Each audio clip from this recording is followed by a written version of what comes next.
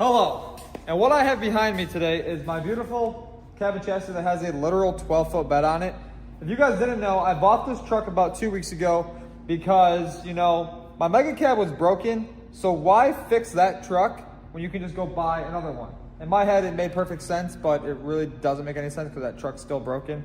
But anyways, I bought this truck basically to have something like stock to tow with, and you know, Brandon gets carried away a lot when he gets trucks, but he likes to lift them big and do a bunch of modifications to them. But today, I am working on getting this thing 100% pristine. I'm going to step away from doing a lift kit and all the stupid stuff to this one, and I'm going to work on making it like a presentable, nice daily driver tow rig. And who knows how long this is going to last, because you know, I was looking at buying bigger wheels and tires this morning. And yeah, so today, obviously we pulled the truck inside, and you know, I'm not one to have rusty trucks to drive around every day. This truck is 90% solid, besides whoever did that before I bought it. They swiped something, and as you guys can see, right here, that's a rust hole. Now, I don't like leaving vehicles factory colors, with an exception of my mega cab, because I loved that color on a 4th gen, so that truck is staying that color for now. But the white has to go. White is boring, and everybody has a white 3rd gen, and personally, I don't like white 3rd gens, but I do like this truck. Just I don't like that it's white. What most people would do is just cut out the rocker, cut out the cab corner, and replace that. I had something else in mind, because you know, why take this truck all apart for the next month, month and a half to get it all restored and painted when you can just buy a rust-free cab? So I know from like right here, you guys can see it kind of looks rough. The fender needs some love, but if you look down here, rust-free, rust-free. Now we could fix that fender or just get new ones offline. They're fairly cheap.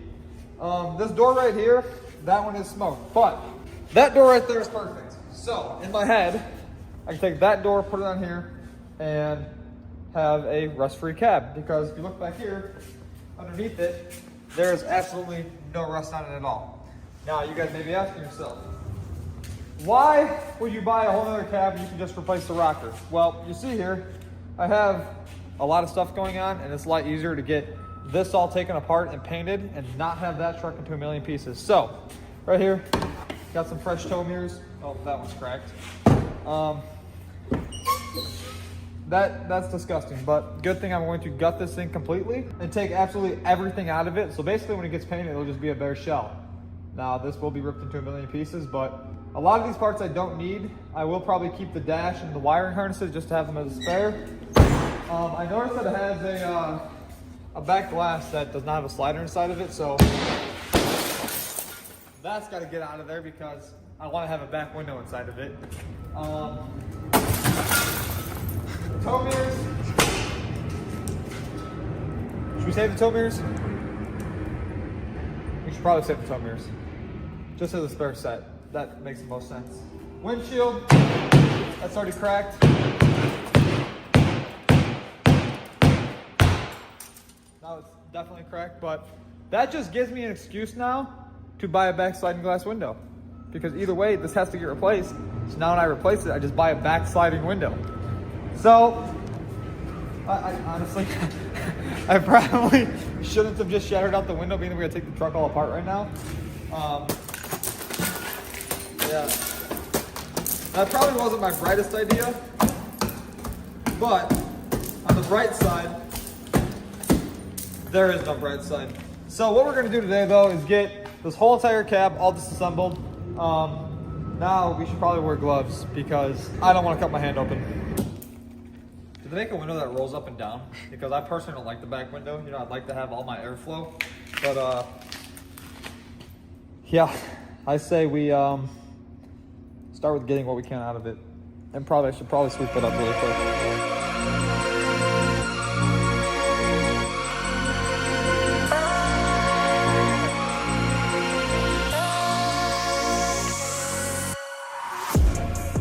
You're telling me, if I had $100 million, you'd rather have your 2nd gen finish than a Bugatti? Yes, I'd rather have a 2G finish than STO. Why?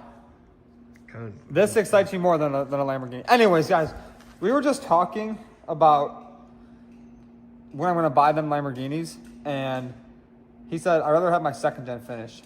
First. I'd rather have the second gen done first. And then It's crazy. We have this cab getting disassembled, and my brothers have been hard at work at getting the seats out of it, or really all of that stuff. Seats, door panels. Just come over here.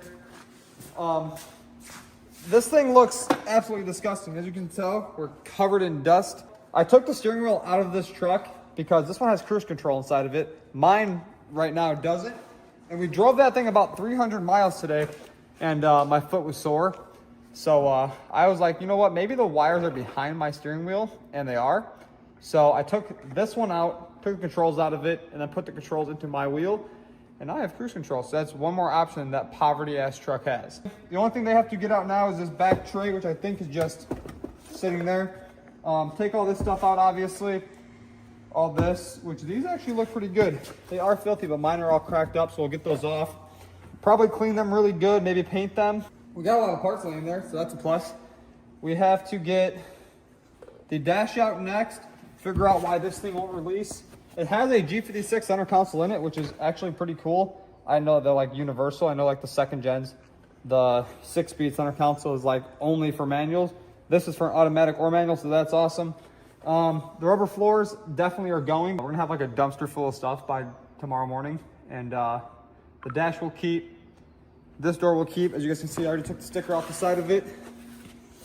Needs a little bit of body work down there, and then she'll be ready to get painted. But the main thing is just getting it stripped. I got a buddy who's going to come out, pull the windshield out, and then clean up my mess in the back. I don't know why I shouted that out, but hey, at least we can work like through it now.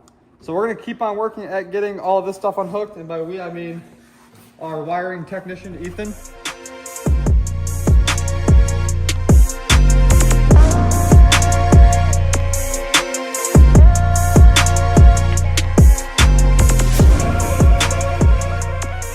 Last night we got this whole entire cab stripped down. For the most part, we still have one wiring harness laying inside of the floor that we have to get out, but this thing is so dusty, and all I want to do is just rinse it off because we were covered head to toe last night in dust. First things first, we are going to power wash out this whole entire cab because, you know, there is Texas sand built up for like an inch inside of there, and I'm not painting with that sand on it. So power wash it, back in the shop, get the front windshield pulled out of it, take the cab light harness out of it, and get that broken back glass cut the rest of the way out of it because I probably shouldn't have done that.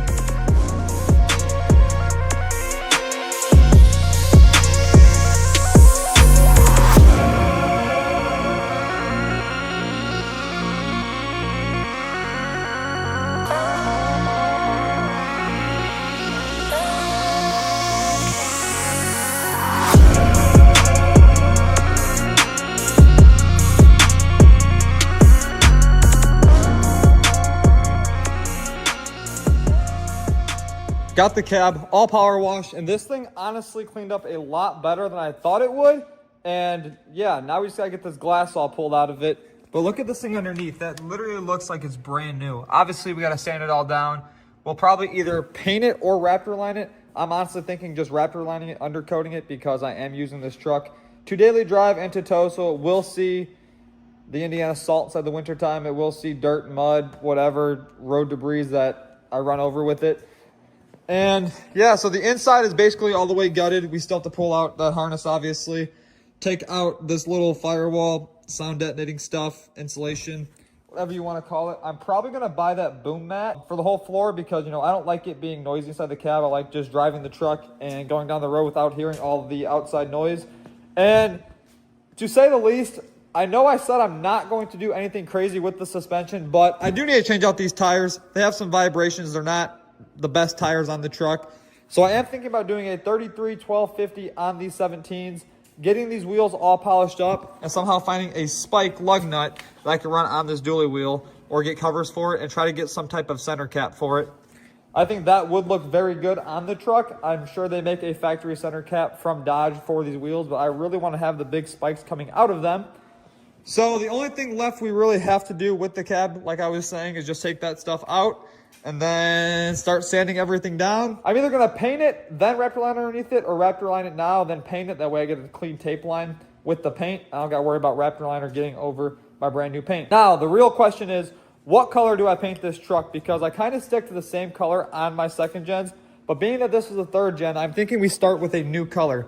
I do have a lot of paint from my old blue second gen dually. I could paint it that color, or I could change the color completely to something that I haven't done before. But drop a comment below on what color you guys think I should paint it. I am going to get a cowl hood for it, new fenders, a sport front end like my brother's truck. That's a full paintable bumper, because honestly, I do not like the chrome that comes on these trucks. Well, that comes on these poverty model trucks, I should say. And then the only other thing we need to do is get that door off that truck and put it onto this one, and then we'll slap this door onto that for now. That way, obviously, I can still drive that truck.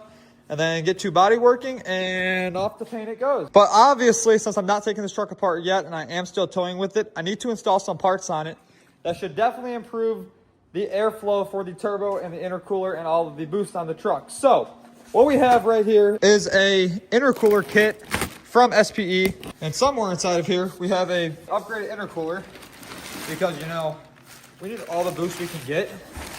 Geez, this thing is massive compared to the stock one.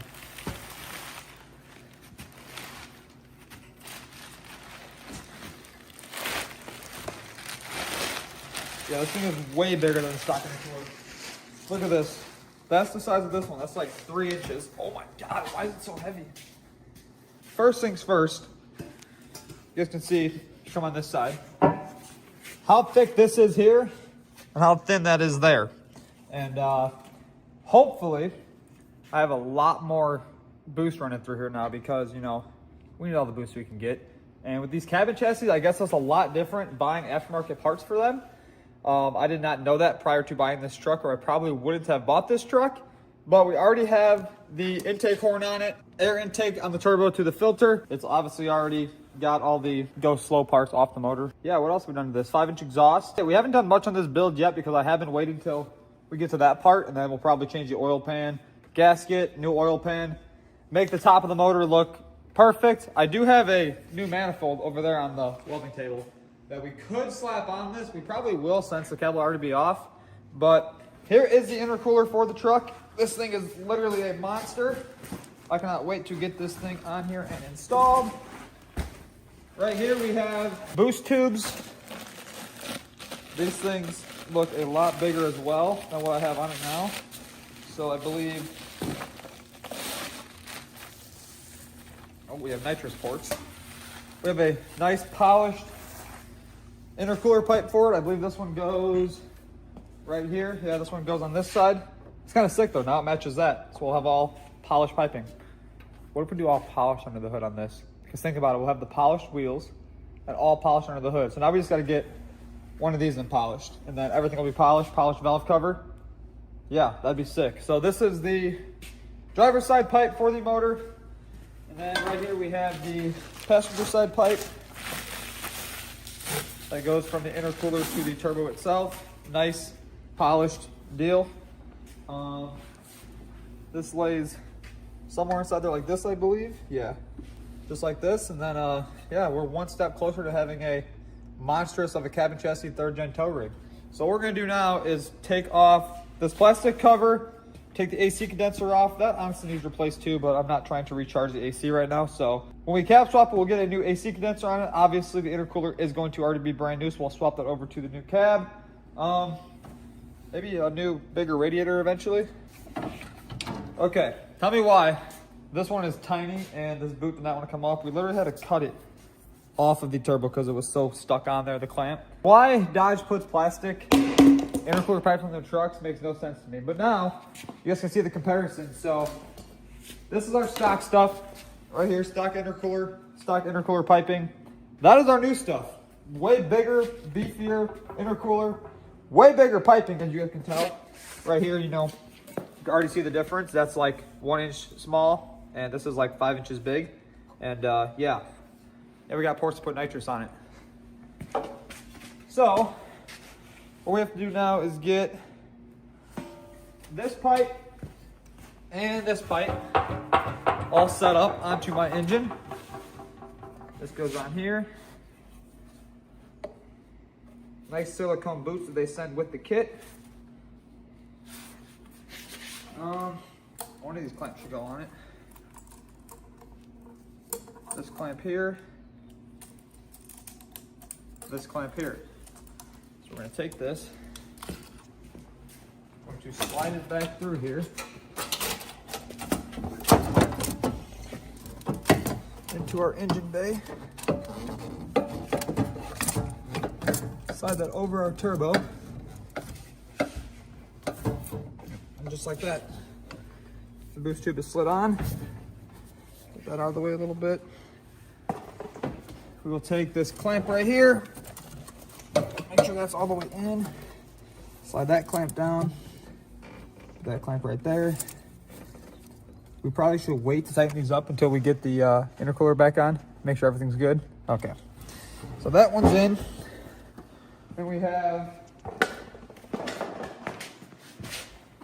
3 more boots. So that is for that side.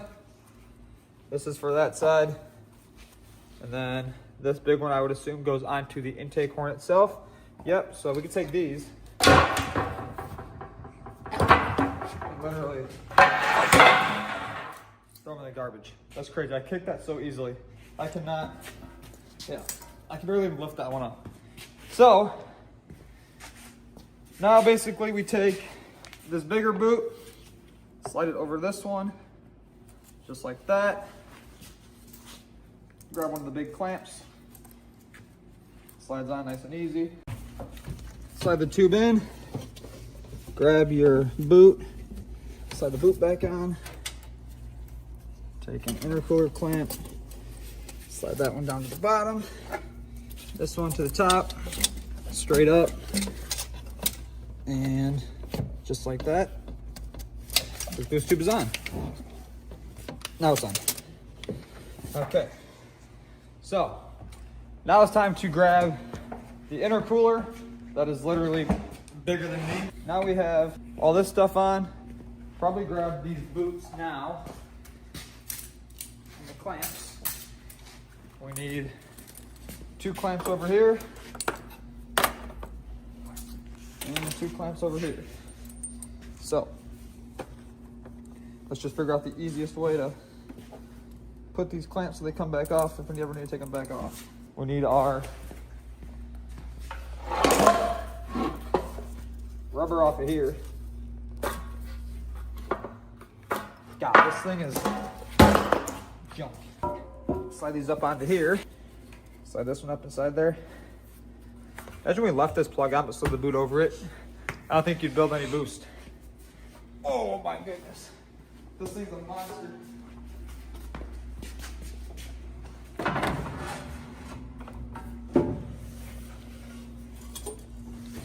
As you guys can see, the boost tubes are in. You need these for the 3rd gen? Yeah. So boost tubes are in, all brand new. Clamps and intercooler boots are hooked up. Got the intercooler all bolted in.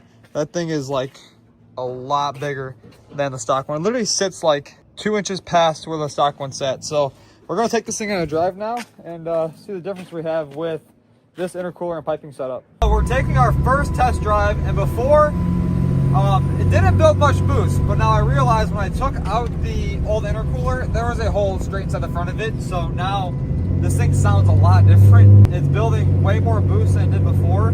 We're at 16 right now at half throttle, 18. 23 PSI we just built with it. That's kind of crazy for a cabin chassis tow rig. It needs to make like 70 PSI. I mean, that's not really realistic, being that I use this for a tow rig. If we did do like an added turbo kit, I don't know how that works for cabin chassis. It would probably haul a lot better.